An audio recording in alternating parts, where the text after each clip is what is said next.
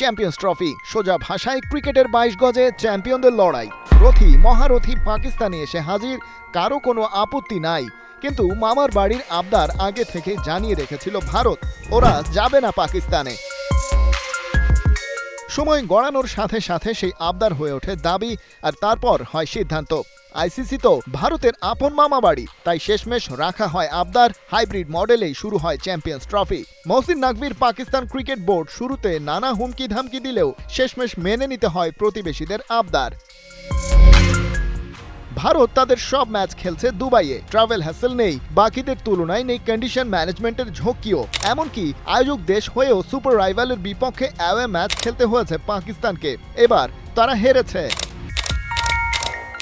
ব্যাপারটা নজর এড়ায়নি অস্ট্রেলিয়ার অধিনায়ক প্যাট কামিন্সেরও। ভেন্যু ইস্যুতে ভারতের বাড়তি সুবিধা পাওয়া নিয়ে কথা বলেছেন ইয়াহু স্পোর্টস অস্ট্রেলিয়ার সাথে। কামিন্স বলছেন, শেষ পর্যন্ত সবাইকে নিয়ে যে টুর্নামেন্টটা হচ্ছে সেটাই খুশির খবর। তবে ভারত যে একটু বেশি সুবিধা পাচ্ছে সেটা তো দিনের আলোর মতো সত্যি।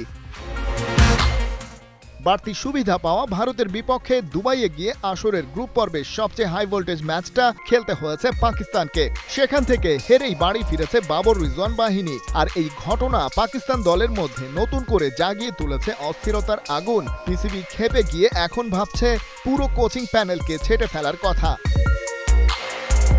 পাকিস্তান দলের অবস্থা তাদের রাজনীতিবিদদের মতোই, কোনো কোচিং স্টাফই থিতু হতে পারছেন না।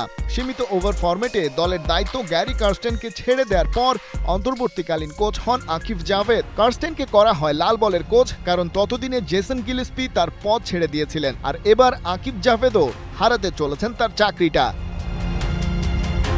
চ্যাম্পিয়ন্স ট্রফির আয়োজক হয়েও এমন ভরাডুবির কারণে দিশেহারা পাকিস্তান ক্রিকেট বোর্ড। নিজেদের ব্যর্থতার পাশাপাশি ভারতের পাওয়া বাড়তি সুবিধা আর তা থেকে আসা সাফল্য যেন পিসিবির জন্য মরার ওপর খাড়ার ঘা।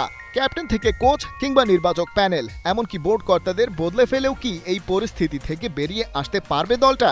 যদি পারে তবে সেই মডেল ফলো করতে হবে বাংলাদেশকেও। ওদেরও যে একই হাল।